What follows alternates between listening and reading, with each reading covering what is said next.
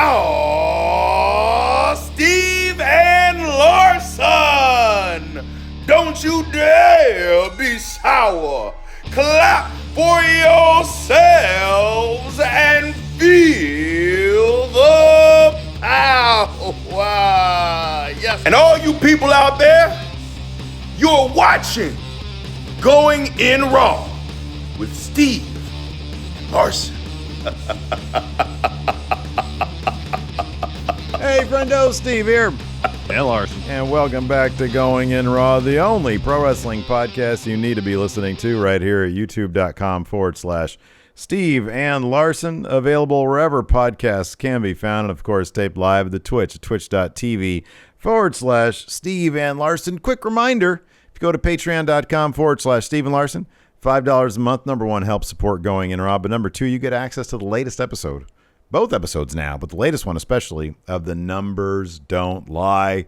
This week, we talked about, we analyzed, we put the math, the Going In Raw math to one, Psycho Sid, Sid Justice, Sid Udy, Sid Vicious. Sid. That's right. Sid. It was wildly fun, and we finally nailed down exactly where he ranks on a scale of 1 to 10 using the patented Going In Raw math. It's science, it's math. You really can't argue with it. Exactly. So you can check that out. Absolutely. Very cool. Tomorrow night, Unsolved Mysteries, me and the Enforcer are going to be right here at the Twitch, twitch.tv/Steve and Larson. But let's dive into this. We're going to talk about Smackdown tonight. I thought it was a lot of fun. They went to Rolling Loud. Sort of have kind of mixed feelings about that whole thing. But I thought there was a couple of cool twists and turns, notably anyways, Finn Balor challenging Roman Reigns.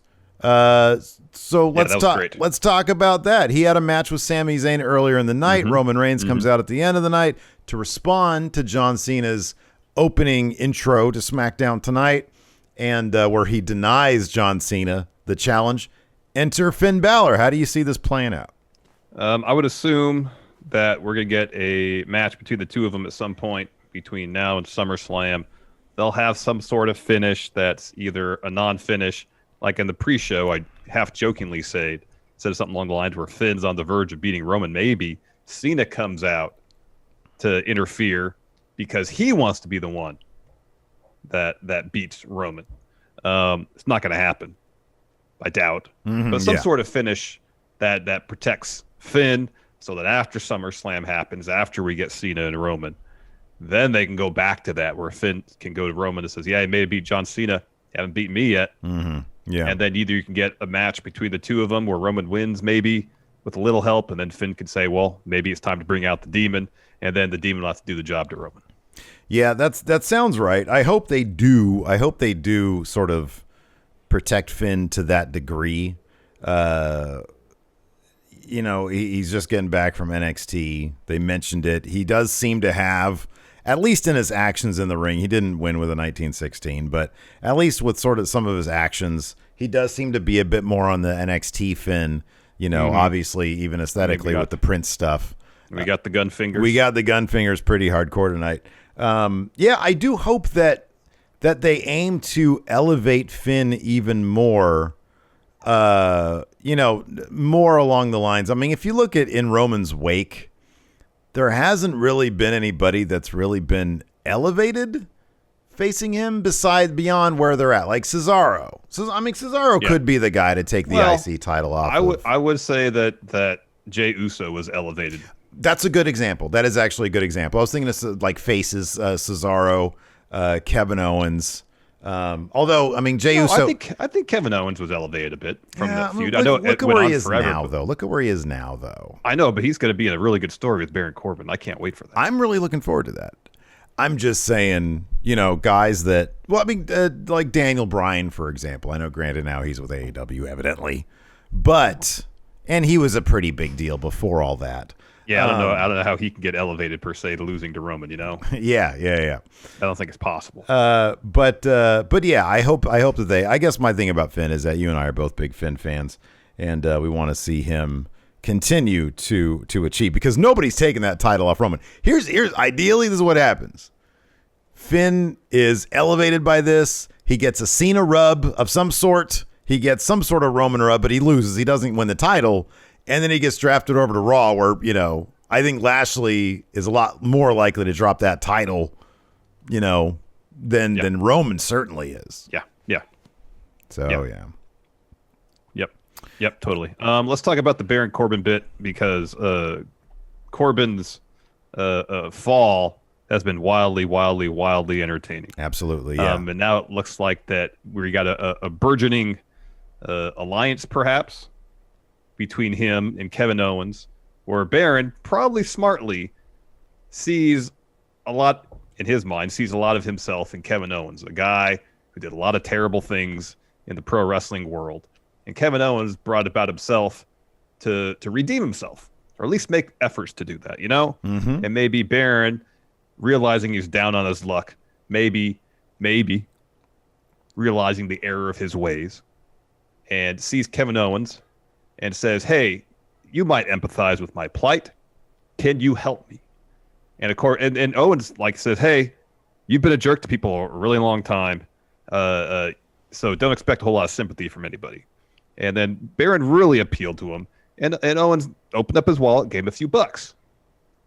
Things didn't work out for Baron so well after that, but the fact that it seems like they're teasing some sort of story with the two of them, I think would be absolutely great. Baron's been killing it since he's been doing this sad Corbin stuff.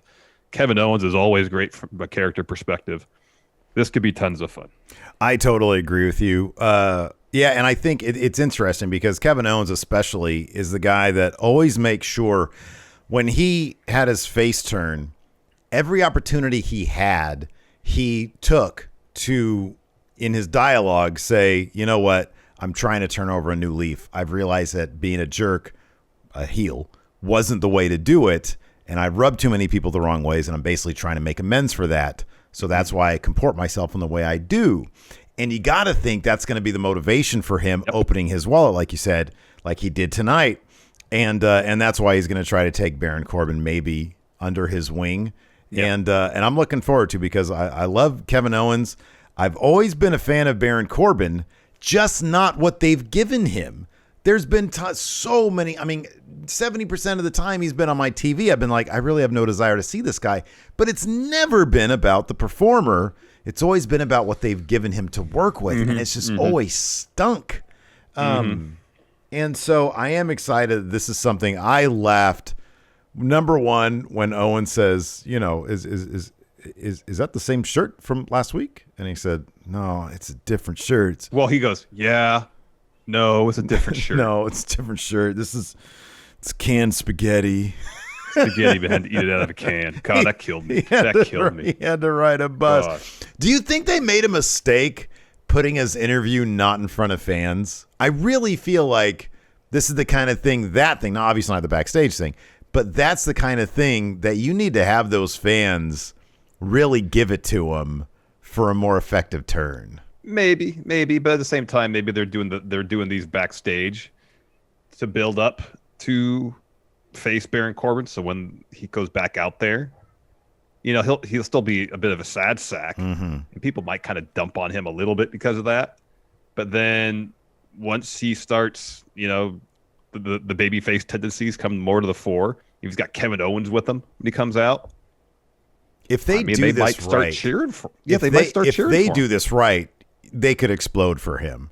And it's funny because we just saw this on Raw, especially crowds right now. They're so seemingly the first couple crowds have been so energetic. We've seen the same with AEW. People are just happy to be there and doing this stuff. And we saw this with Reggie on Raw, and it was great how they were dumping on him in one moment. And then as soon as presented with the opportunity for him to try to get that 24/7 title, the crowd turned with him and then cheered him as soon as he had it. So I think the crowd would really play into this pretty well. Especially with the entrance with no music and no Tron. It's all really good stuff. Let's talk briefly about the Rolling Loud thing. Now, this reminds me, there was an interview with Triple H, or an article that talked to Triple H and Roman Reigns. I thought you were going to say this reminds me of that footage of the WCW show at some place with Fear Factory playing.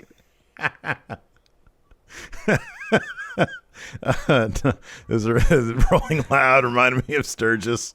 God. No, there was an article where Triple H was saying, WWE is taking a hard look at how to attract more fans, and he starts talking about like how to use the space of the arenas and TV production. I'm like, how about some stories, dude? Yeah, I know. But this Rolling Loud thing, I mean, there's 200. If McAfee is to be taken correctly, 200,000 people in front of this. And did they all seem mildly disinterested? Maybe a little bit. It's hard to get a read, even if 1% of the crowd sees that, it's like, oh man, this is cool. Or I used to watch wrestling.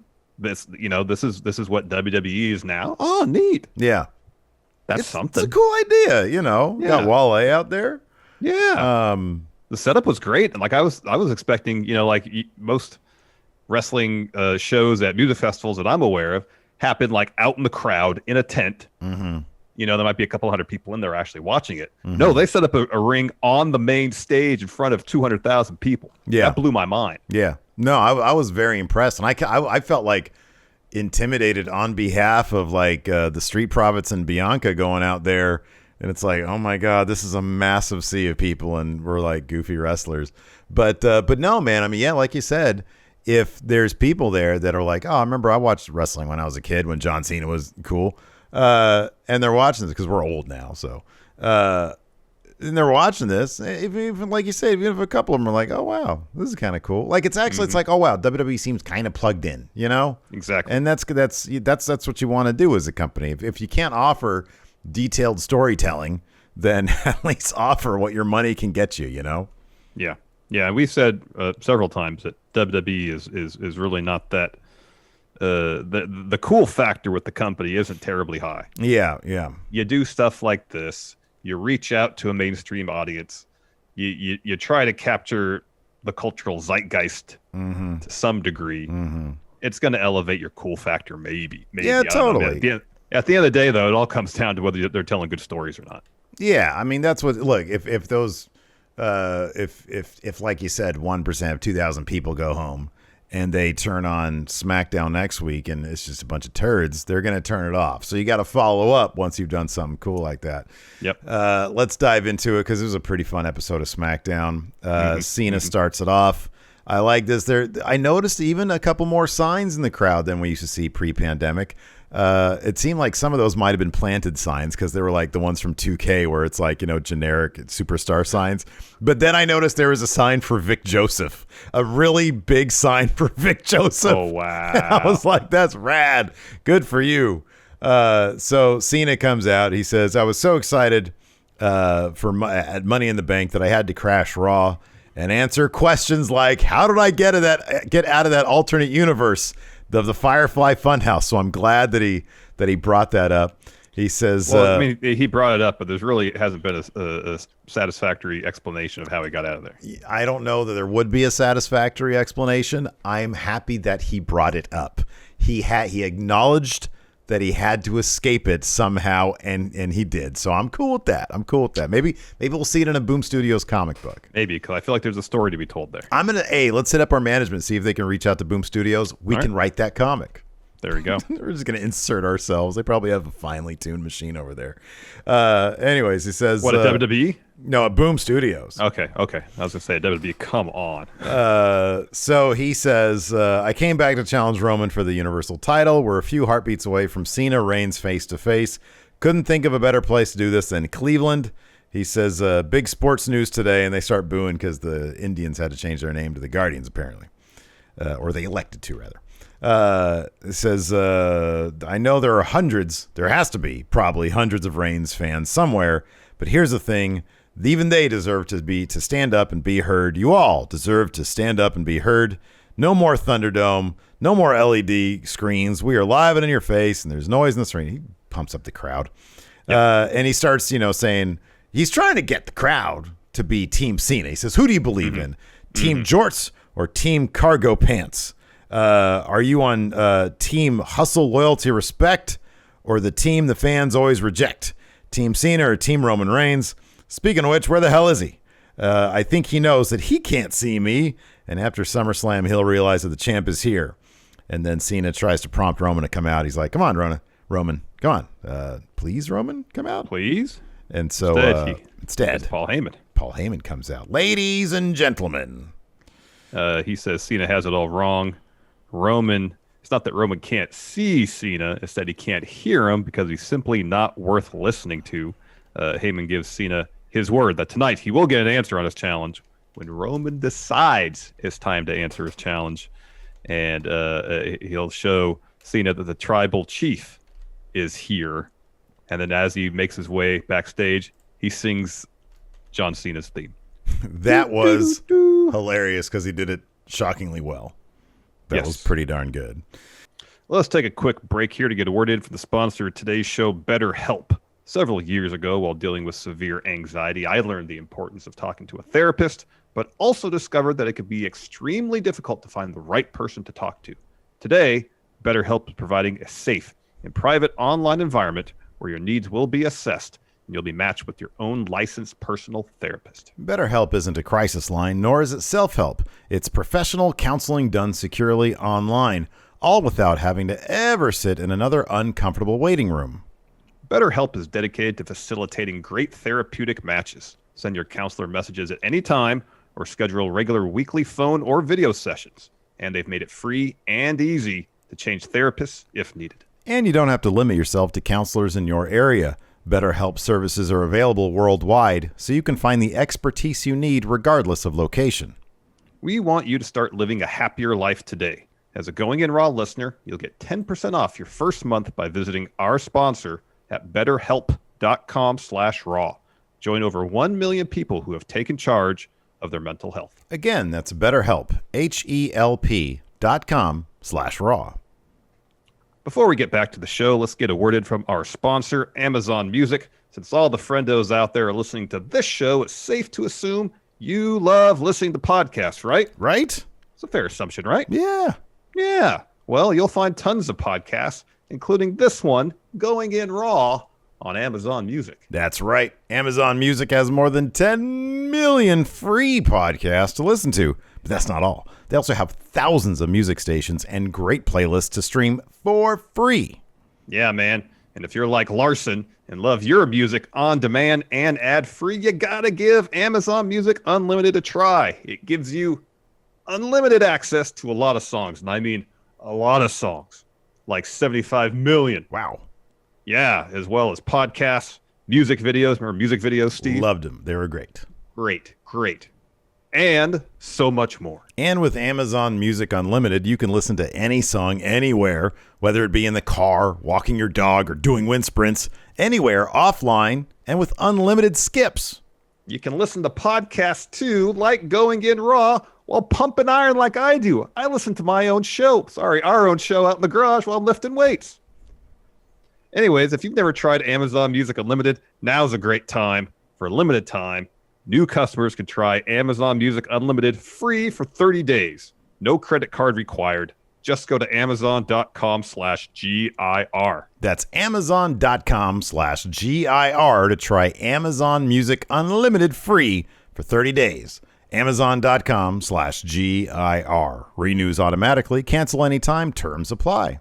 After that, we had Finn Balor versus Sami Zayn. There's a funny moment where Michael Cole called the Blue Thunder Bomb a Michinoku driver, like a modified Michinoku driver. McAfee says, the internet's telling me you got that wrong, Cole. Yeah, that was good. There was some good ribbon between the two of them during the entire episode. We got some gun fingers from Finn early on after he took out Sami with the tope. Yeah. That was rad. That was good. That was going into commercial. It was a really fun match. These guys were laying in pretty thick, but or pretty stiff, rather. Balor hits coup de grace for 3 to finish it off. Sadly, no brain buster on the top turnbuckle. Maybe someday. Did you see that bit from main event where Ricochet reversed the lumbar check into a destroyer? No. It was insane. Insane. Lumbar check into a destroyer. How would you even do that? So Cedric got him up, to lift him up for the lumbar check, and at the peak, he kind of did, he just reversed it, to a destroyer. Okay. It was crazy. Jesus. It was I got to see that. That sounds right. So apparently in main event, they're letting him do whatever. Next thing you know, we're going to see a second rope pile driver on a main event match. Oh, my gosh. So after that, we got a Baron Corbin interview. He had a huge, what turned out to be spaghetti stain on his shirt. I think it was huge. And so he's asked by Kayla, how much money have you raised through the Corbin Fund? And he says, well, I actually lost money. The guy who built the website ghosted him. And after he had already paid, then the dude stole his identity, and now all his credit cards are gone. Oh. He says, I had to ride the bus to the arena today. And he just kind of takes a breath, takes a moment, and just goes, what's happened to me? Have you ever ridden a bus, Kayla? It smells like gym socks and curdled cheese. That's what it was. Nasty. I was going to say piss. After that, I forgot to mention also, Balor held up some pretty high 2 sweets after the match. He did. After that, we had what was going to be a Big E promo. He sort of got a bit of a promo out. Was this the gear he wore at Money in the Bank? Mm-hmm. Okay, I think the entrances were so effed up because of Peacock. I didn't get a look at his. Oh, it's great. Oh, it's immaculate. His gear is absolutely amazing. So he gets a bunch of "You Deserve It" chants, of course. He says Sunday was a night I'll never forget. This is what I really loved about this, is that he seemed a lot more genuine. He's always very entertaining, and he comes off like a guy who's very enthusiastic, obviously. But the energy he was bringing tonight just seemed a lot more genuine and on the level. And I was like, oh, this is totally like, we need to see this a little bit more out of Big E. But guess what? We didn't see much of it tonight because he got interrupted. No, he says, I was hurled through the air. I had grown men diving on me. I jumped off a ladder. He's like, look at me. I shouldn't be jumping off a ladder. He says, when I made that final climb and grabbed that briefcase and earned that contract, Apollo! Number one, his Tron is great. It's like this wonderful mansion, like palace staircase. And then they've got the digital renders when he's on the ramp of like all the spear things that are like coming, that are like draping. It's amazing. It's great. Yeah. It's really good. It's really good. And then so Cruz comes out. He congratulates Big E. Says Big E shocked the world and won the contract. Of course, it's not the same as winning a championship. He says, like I did when I beat you at WrestleMania. And then he's interrupted by Dolph. Here to show the world. And Rude for some reason. So Dolph is like, stop. You would talk about the Intercontinental title. He better be talking about the Dirty Dogs. Yeah. Rude's about to talk. He's interrupted by Rick Boogs and King Nakamura. What does Bob Roode have to say about the Intercontinental title? I don't think he ever won that. No, he didn't. He had the U.S. title. Yeah, the U.S., yeah. So and they're on top. They're a tag team. I know. They're a tag team. I understand Dolph. Yeah. He's won the IC title tons of times. But Rude, what's he got to say about that? Anyway, so Boogs is shredding for a bit. He's interrupted by Cesaro. He says, enough talking. I want that title. Tells Apollo it's swing time in Cleveland. Brawl breaks out in the ring. Eventually, he gets a couple rotations on the swing for Cruz. And then I was expecting 6-man tag match. But rather than cut the commercial and come back to match, we cut the commentary. I'm like, oh, we're not getting the 6-man tag match. So apparently what happened is that the live crowd did get that match, whereas the television audience, we went to Rolling Loud. Wale comes out, introduces the segment. First out, Street Profits, and then Gable and Otis, because the match is Angelo Dawkins versus Chad Gable. Yeah, these are pretty by-the-numbers matches, to be honest with you. We got Dawkins finishing off Gable with a spine buster for 3. Bianca comes out next for her match with Carmella, and she wins with a KOD. Really nothing much to, Yeah, I know. I kind of wish they had done something a little more spectacular. Yeah. Like both these matches, if given time and actually booked in interesting fashion, could have been really good. I don't disagree with you at all. I don't know that this was the place or time for that. The only reason I say that, I know maybe you want to try to catch that crowd a bit more.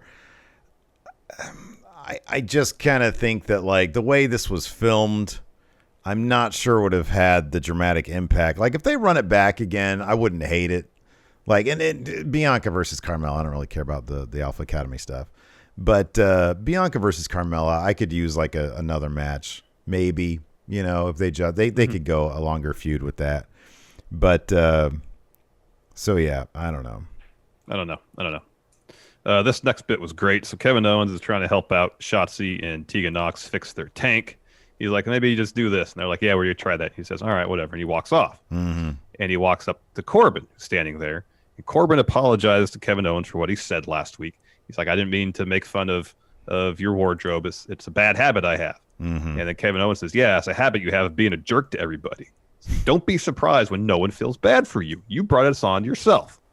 And Corbin's like, I went up to you to begin with because I think you're somebody that could help me, and that's when Owens asked, is it the same shirt you had last week? And Corbin goes, yeah, no. And he's asked about the stain. Spaghetti. I'm eating it out of a can. I love the fact that he just referenced it as canned spaghetti.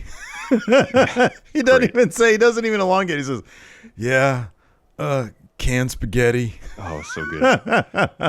So Kevin Owens gets his wallet out, gives him some money, and he leaves. Yeah. And Corbin gets accidentally, I think, shot in the front area by the missile on Shotzi's tank. Yeah. Got it fixed. And then as he's there, wallowing in pain, Dolph and Bob Roode come in, take his money. Oh. And then Kevin Owens chases him off with a chair. So we're going to get a tag match next week. For sure, Kevin Owens and Baron Corbin versus the Dirty Dogs. Yes, that will most likely happen. I could see that. Who says this? White Brownie here says Vince really likes that tank. Yes, he certainly does. Yes, he does. Yes, he does. After that, we have an Edge promo. I thought this was good. This was really good, yeah. He says, you know my history, Cleveland. You know my history in Cleveland. He says, you know how hard I fought to get this back, all of you back. And if you watched Money in the Bank Sunday, you should know I should be standing here as Universal Champion. But I'm not. There's one reason why. Seth Rollins. Thought I had my bases covered. Had the Mysterios watching my back for the Usos. If anything, Seth, I figured you'd want me to win, because then you could face me for the Universal Championship. But then I realized this is bigger than that. This goes back to 2014. You had your foot on my neck, and you didn't pull the trigger then because you never thought I'd be here. But I am here now. Seth, you have no idea what kind of box of pain you've opened, what the Pandora's box of pain you've opened. I learned from the most evil minds in this business. I was in the Brood. We were literally vampires in the Ministry of Darkness. You have no idea the depths I will sink to get the job done, but you're going to find out. Burn it down! And Seth was on one. He was great. He comes out laughing. Yeah. Said, oh, does somebody say my name? Oh, it's Grandpa Edge. Talking about the man he used to be. And then Edge tells him to shut up. He's embarrassing himself. Why not come down the ring? He's like, I won't put my hands on you, Seth. And Seth's like, oh, I'm on my way anyways. You wouldn't dare put your hands on me knowing what I'm capable of doing to you. He says, but full disclosure, I was going to come out here and talk about how much I despise Cleveland, how much I despise people like Edge and Cena who just come back whenever they want, take opportunities they don't deserve from people like Seth. He says, I was going to talk about those things, but the more I thought about it, I agree with Cleveland. I'm thrilled Edge is standing here. He says, I'm thrilled you're here.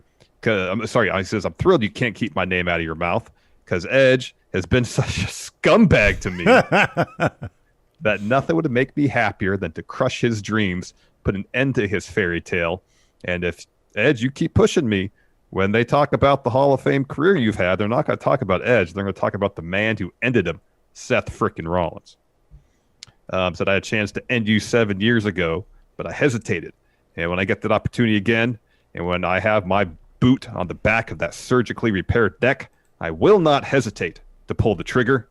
And he just yells, bang! The cool thing is, Edge's face. By the time he got to the point where he said that, he was like right next to Edge's head. Right in his face. And so when he says that, it's just the most obnoxious thing ever because he just says it right into his ear, basically. And he goes, poof, there goes your neck. Yeah, poof, there goes your neck. And then Edge says, remember when I said... He has no comeback for this. He says, remember when I said I wouldn't put my hands on you? I lied. And so they throw hands a bit. Edge ends up getting execution. He goes for a spear, but Rollins is able to get out. Yeah. I thought this was really, really effective. I love Seth Rollins right now. He's doing fantastic work. Yeah. And I feel like Edge has, ever since since he's been back from Mania, I feel like he's been good. Yeah. I feel like he's been really good. Yeah, same. Then we got Toni Storm making her SmackDown debut. versus Zelina Vega. It's a pretty quick match. That saw Toni Storm. Apparently, she had used this move in NXT, and I guess I forgot about it. But earlier, she went for Storm Zero, her usual finish, or prior finish. Vega escapes that, hits Code Red, that gets her a 2 count. And then they have they're doing a waist locks, escaping. And the process of that, Zelina rips off Toni Storm's belt, and then Toni Storm's it's like when Eric does that kind of flip over knee thing, she does the flip over part, but instead of hitting a knee, she hits a cutter. Yeah.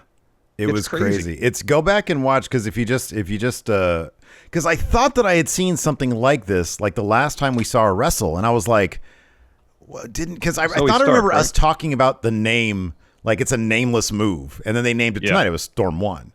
Yeah. But when Zoe did it, it was Zoe Stark. She did it, and Zoe basically plants herself, she spikes herself with it, and it looks amazing.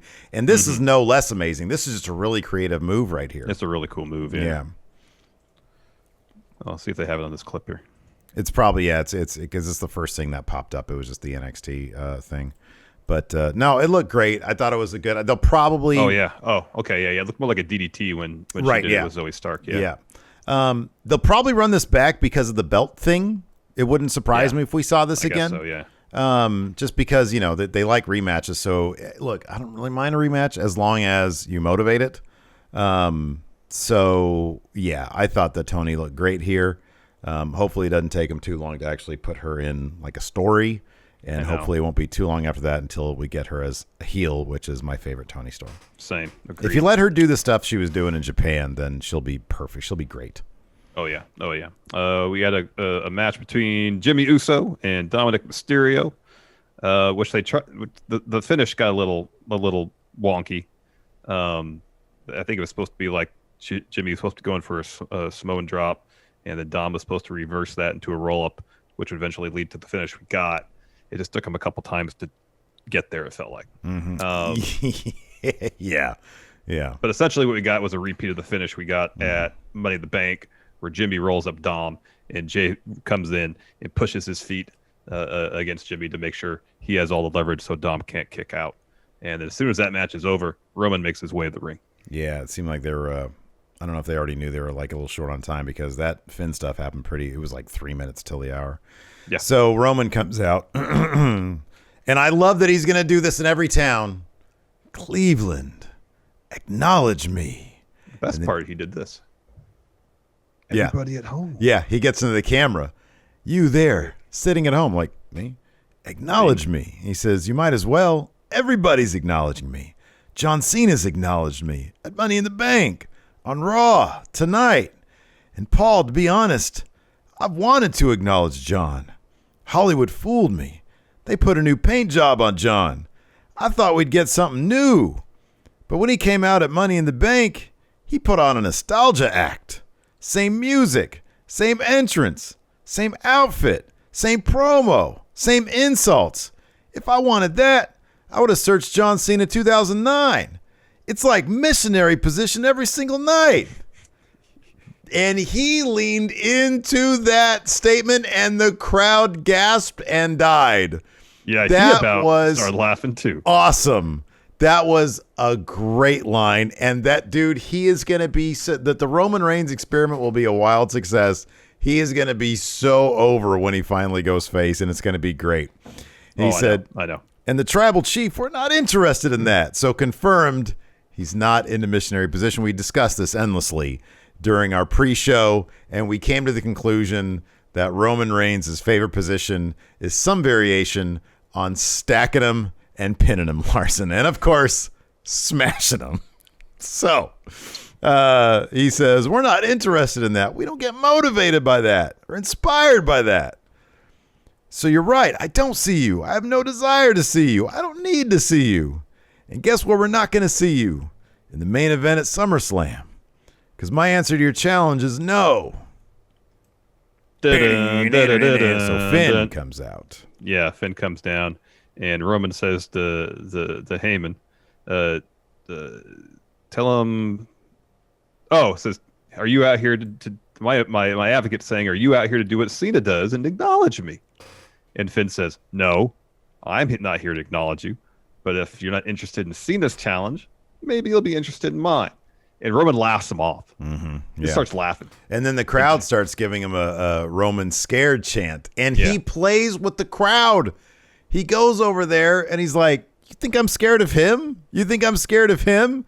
And then Paul talks in his ear a little bit, chats with him a little bit. Crowd's still going on. He goes to the crowd, okay. And they do. They lower it down a little bit. And so he says, challenge accepted. That was good stuff. That was really, really, really good stuff. It was great. Let's go ahead and answer some questions. Let's answer some questions here. White Brownie says, hypothetically speaking, if Finn versus Roman happens at SummerSlam, does Cena ref the match? Cena's wrestling like every show between now and like whenever he's done. Yeah. He's wrestling at SummerSlam. Yeah. Fear and Loathing says, I think we were seeing peak Seth Rollins, and it's amazing. Do you see hints of the Joker in his character? It's possible he's getting some inspiration from that. That's a possibility, sure. Let's see here. Mayor Pete says, next week, light tubes on main event. I know, right? Nemo says, power rank. Places where WWE could put on matches where the crowd would care less than a music festival.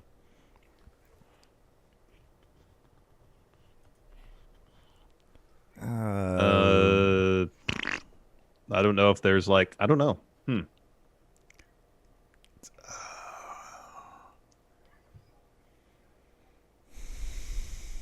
Well, I don't know. It's probably crossover. I was going to say like a UFC bout. Oh, I'm sure there'd be crossover there. Yeah, there's crossover there though. I don't know. That's a good question, Nemo. You stumped us. You stumped us. Dirty Rich says, is there any chance that Roman versus Cena will end in a dusty finish at SummerSlam? That way they both stay strong? No, Roman is going to pin him. He's going to pin him for sure. Do you think, James Rodriguez, do you think Finn is planning to bury another recent NXT champ with Finn versus Roman? No. Listen, this is how it works.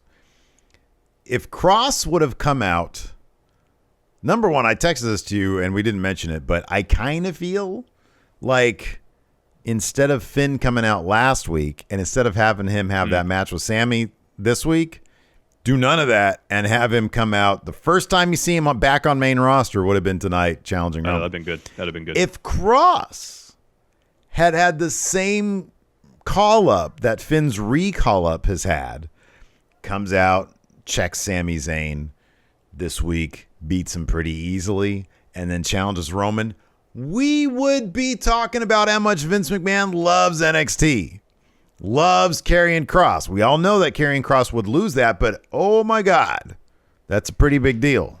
Yeah. So the fact that Kross was called up, had his entrance stripped away, he lost to, I know Jeff Hardy's a legend, I get that, but he had just lost on main event to Veer or Shanky, one of them, I forget who. I saw it was Veer. Okay. That's the big difference right there. That is the big difference. Massive. Dr. Lipkin, now that there is a crowd again, should they put a t-shirt cannon on Shotzi's tank? I thought that's what they did last week. Didn't they shoot a t-shirt up into the crowd? I feel like they did, yes. I feel like they did do that. And it freaked me out because her cannon was like right near somebody's head that was down low. Yeah. Hip Hop Hippo, any chance Corbin ends up wearing Kevin Owens' hand-me-down gear? Oh, man. Hey, that's pretty good. Corbin might look kind of cool with that aesthetic, sleeveless shirt and some basketball shorts. I'd be there for that. Let's see here. Greg Morris says, as it stands right now, would the Elite versus the Bloodline be the biggest match in wrestling? I don't see, like, if you had everybody to play with, as it stands right now, there's kind of no bigger match, right? Yeah, probably not. Like in terms of wrestling fans anyways. I mean, you could argue that I don't know, like you could argue that Cena versus Roman is a bigger main event but if you're talking about like for wrestling fans, yeah. That's huge. That is pretty huge. That's huge. Oh, gosh. Gregory Fiella. What plan should Baron and KO make to get back that money the Dirty Dog stole from Corbin tonight? Next week on SmackDown, and Jorge D has kind of a question also. Similar question, yes. What get-rich-quick scheme would you advise Baron try in order for his luck to turn around? I mean, for me, I think it's easy. I think you take your cooking stuff. I know he's got that egg. He cooks the meat. Although I guess in kayfabe, he's just eating canned spaghetti now. Now he is. He can't afford that meat now. Yeah, so we have to think about it. If he can talk to Kevin Owens about fronting him some money, and he's out front of the arena with his grilling stuff, and he can start selling some barbecue. Yeah. Outside the arena before the show starts. I was going to say even start a YouTube channel because people love the cooking YouTube channels. Yep. Dan Daniels III, between his time as SmackDown GM, managing Brock Punk, and now Roman against him, the history between Paul Heyman and John Cena would make a nice Peacock special. That'd be pretty cool. Yeah, I agree. Anthony R. in kayfabe. Oh, come on. This is an easy one, Anthony. How does Shotzi get the tank from city to city? She drives it. Yeah. She drives it, if we're talking in kayfabe. Yeah, totally. TNA for Life with some bits says, is it bad that I don't want to see Balor or Lee fight the champion if they aren't going to go over? I mean, I get that perspective. They're your guys. I get it. But I'd much rather... This is what I used to love about both WCW and WWE. Used to debut guys in the main event scene to make them look big, and then they would fall down to where they would eventually land. Yeah, in the mid. And then they'd build them back up to get back up to the main event. Right, exactly. Did it right, yeah. Night by night, let's say hypothetically, 13 to 14 snakes appeared in your kitchen while you were making a sandwich. Steve, that's like a nightmare scenario for Steve. He slowly turned around to put away the bread, and when he turned back to look, the snakes are gone. Thank God. What SmackDown superstar would you call for reassurance that you weren't crazy? Right now, it's Kevin Owens. Yeah, Kevin Owens is, that's a good answer right there. Definitely not Sami Zayn. You don't want to call him. Kevin Owens is a good one. What? There were snakes? I'm sure you're just working too hard. You need a break? Maybe go find a spa or something. Have a spa day. Take a day for yourself, you would say. Yeah. Zoe Kinrana, what match would you have put in front of Rolling Loud to get the best reaction? Zoe Kinrana says them not using Montez instead of Dawkins is crazy. I don't know if he's recuperated from his surgery he had. Like, Dawkins is a good wrestler. He could put on good matches. Chad Gable is a really good wrestler. They could probably put on a really good match. Dawkins and Gable. Whatever that shit was you were talking about on main event, you put that there. Ricochet and Cedric, yeah. Yeah, you put it's Ricochet and Cedric. That's the easiest answer. I don't care that they're Raw guys. If you're going to be out in front of 200,000 people, you want to get people, they won't be chanting for the next act. They'll be like, I want to see more of that. What was that crazy thing that dude just did? It's crazy, man. That's the I watched it 4 times. God dang, man. Let's see if I can load that up real quick. It was insane. No, like, I feel like Gable and Dawkins could put on a good match. It was just kind of a very basic 4-minute match. They're also, and this isn't a knock, but it's funny. Ricochet main event is totally trending. It's like the auto trend. They're good wrestlers, but they're they're based in amateur wrestling. They can put on a good. I don't think that crowd needs to see a technical exhibition. Those dudes need to go out there and reverse. They need to do destroyers from lumbar checks. Yeah. Let's see here.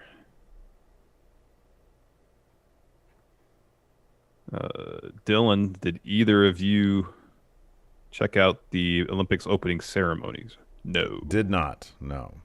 I've never really cared to. Like, I'll check it out sometimes. I'll put it on the TV, like sort of in the background or whatever. Yeah. But it doesn't really. The Olympics don't really do a whole lot for me. Same.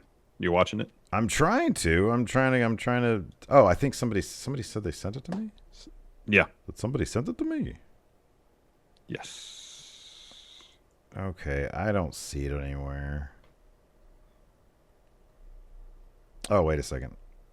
Oh, here we go. Oh, cool. Okay. Thank you, whoever this was. All right. Okay, here we go. Oh, we should mention this now. Apparently, it was announced today. I think Trae Young of the Atlanta Hawks took part in the announcement that WWE is going to have a pay-per-view on January 1st, 2022 in Atlanta, Georgia. Yeah, that's awesome. That's pretty cool. That's good. That's good. White Brownie says, Power Rank shirt stains you want to see on Corbin next week. Barbecue, hot sauce, cheap wine, ketchup. Ranch, because it's like, oh, ouch, because it's it'd be like off-white, like it's an unsettling off-white stain. Yeah. Well, now that I think about it, yeah, that probably just seems too nasty. So yeah, it could be potentially nasty. Like chocolate. What I'm gonna see is like Tide Pen.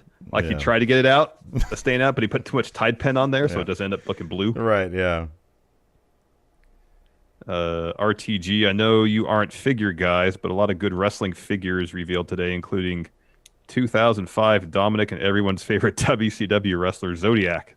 Dude, I saw some of those. That Dominik one is crazy. It's hilarious. Yeah. But those ones look great. Some of those look fantastic. Yeah.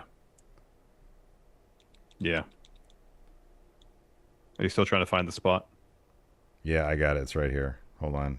Couple elbows to the head, couple elbows to the back of the neck.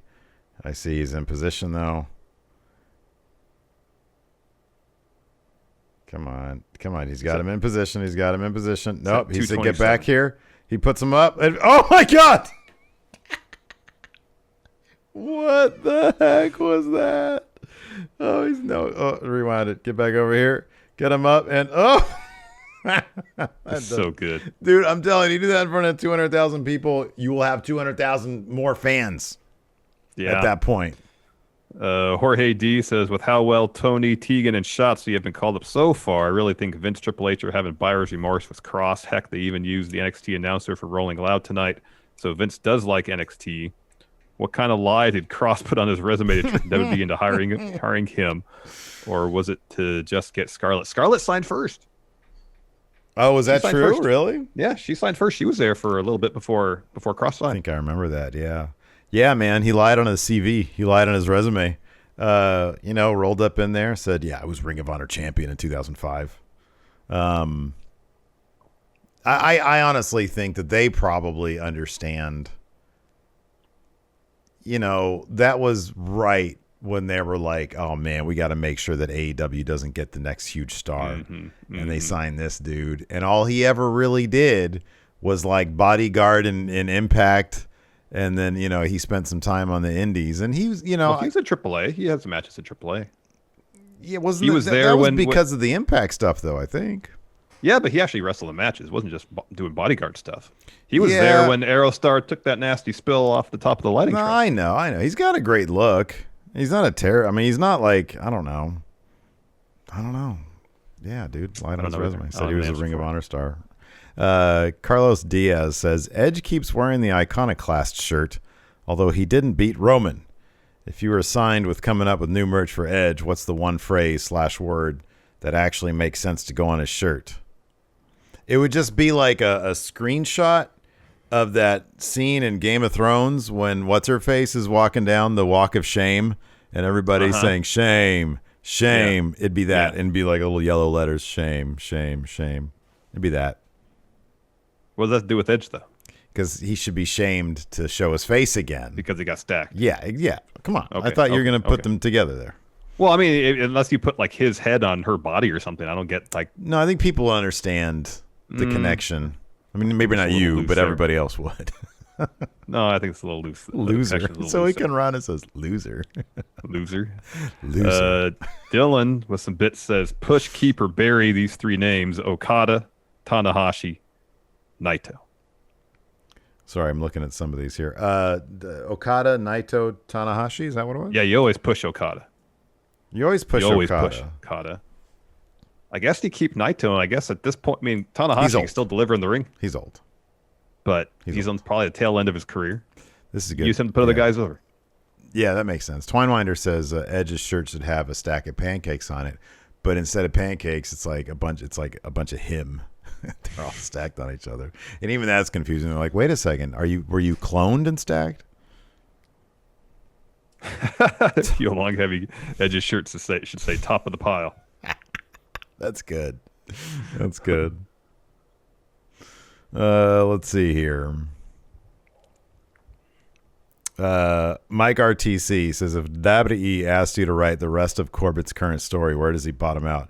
You remember that one scene in Boogie Nights when Dirk Diggler gets in that car? That's where he would bottom out. Oh, man. Gosh. Didn't that happen to Shawn Michaels once? Like he was pulled, like he got beat up outside of a bar or something weird like that. Yeah, he got beat up by a bunch of guys. Yeah. Oh my goodness. John Elite, should Edge have one last title run before calling it quits? Should who, Edge? Yes. Yeah, yes, sure. Why not? But he has to go to Raw for that. Yeah. I mean, they're setting it up so he could be the one that beats Roman. He shouldn't be. It should be he shouldn't an up-and-comer. It definitely but has he's to had be, 2 matches, and he has, you could say, well, I didn't win the first one because Daniel Bryan. I didn't win the second one because of Seth. If I ever get a one-on-one match with Roman, I can beat him. Mm-hmm. I mean, at this point, don't you, if you're Jeff Hardy, don't you try to make a trade to SmackDown? Be like, holy crap, you see what this dude is doing in NXT, and then I just stacked him in 2 minutes? I embarrassed him in 2 minutes. Yeah. He was like, I got this new 2008 music. No More Words or whatever it's called. Does he do that dance now to the new music? I think he's just doing this a little bit. Okay, all right. Anomaly season, I think. What if Cross comes out on Monday to face Hardy again, and Joe interrupts and has Chase down with him? What if Joe chases Cross down? That's good. I like that. That's good. Moses opposes. Who would you like to be Toni Storm's first feud to be with? First real feud. If she's going to be a babyface, maybe Carmella? That's what I was going to say, too. I was going to say Carmella as well. Isn't Carmella like the only heel on SmackDown? Well, there's Zelina, but she just beat Zelina. Right, yeah. yeah. Zelina got a jobber entrance tonight, so. Ugh. TNA for life. Is there any chance Nakamura gets involved? The Intercontinental title picture, seeing him and Cesaro fight together tonight was pretty cool. I get the feeling they might do a thing at SummerSlam, like a 6-man ladder match or something, right? Whoa. Pookie Vision said, you guys see Indy Hartwell wrestled a dark match on SmackDown? Well, they're breaking up the way. They're breaking up the way. Bring them all up. Yeah. Well, don't bring Johnny and Candace up. Don't do that. Indy's made for main roster, man. She's going to be huge, I think. Same with Austin Theory. Let's see here. That's no.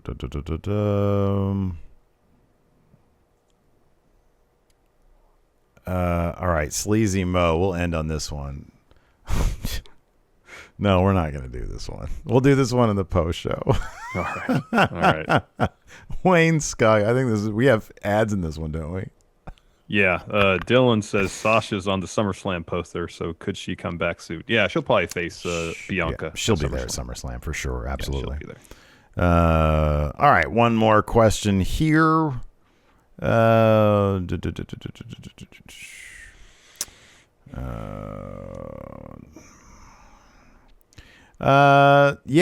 Wolfpack for life. Rewatched last year's Money in the Bank, and they really focused on Corbin breaking that gym mirror with the plate weight. Could they actually be booking a long-term storyline where Corbin is having bad luck because he broke the mirror? How bad will the next 7 years be for Corbin? I forget who it is. I don't think it's Sean Ross Sapp, but I swear somebody was on Twitter, and every single time Corbin had bad luck, they would document it since Money in the Bank last year. That is interesting. And yeah, I think that's kind of cool if they're actually doing that. I think that's pretty neat. Yeah, if they bring it up, that'd be neat. Yeah. That'd be pretty neat. Anyways, that's going to do it for us. Thanks, everybody, for tuning in. Twitch chat, stick around. It's Friday night. We're going to find somebody to raid and answer some more of your questions. Till next time, we'll talk to you later. Goodbye.